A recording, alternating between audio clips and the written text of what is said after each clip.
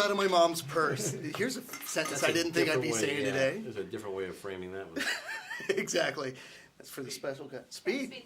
Generic question number, formal question number one. What was it about the story of this film that drew you guys in?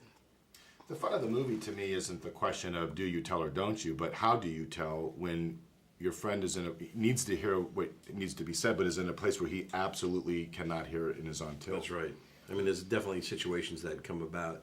We have business situations that are pending, so it's a timing thing, and how do you do it? But you definitely need to tell. I believe. Well, that was the great thing. There's no question. Of course, you got to tell. But it's how do you, and that sets you up for a bunch of different comic situations. Was that all part of it, thinking about what you could do, how far you could stretch the situation?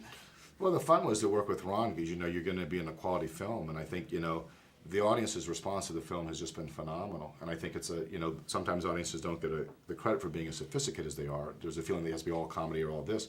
Ron's put together a terrific movie that is really gripping and a thriller with a lot of drama and suspense, which is entertaining, and then huge laughs. Yeah, it's unique that way. That honestly, he shot it like a psychological thriller. The way he shot it, I mean, the emotion you feel from the way just by some of the shots he's put together, and then you add in the dramatic moments and that the comedy explodes from that, because you really feel like you're involved there and you feel tense, and you in a good way you want to feel uncomfortable in spots, and you do.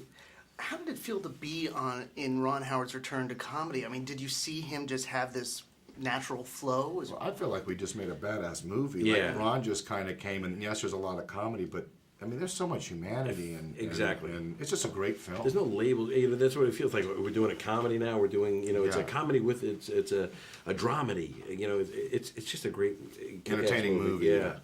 And in speaking to Ron, he mentioned how the specific casting added to that sort of natural feeling, and having Winona and Jennifer Connelly and Channing Tatum, people who you don't normally see in a comedy, it made it all work much smoother.